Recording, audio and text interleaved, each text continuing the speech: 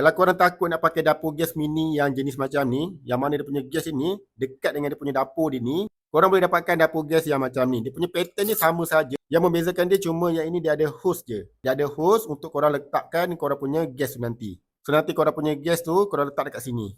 Korang masukkan dekat bahagian sini, lepas tu korang lockkan dia. Dah siap. Yang paling bestnya sebab dekat bahagian pemegang ni, dia ada tapak tau dekat bahagian bawah ni. So korang boleh letak macam ni.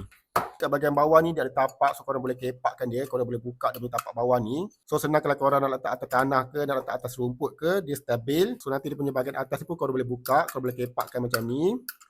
Dia ada 4 tapak kat bahagian atas ni. So senang kalau korang nak masak nanti, nak letak periuk ke, nak letak kuali ke, memang stabil letak atas ni.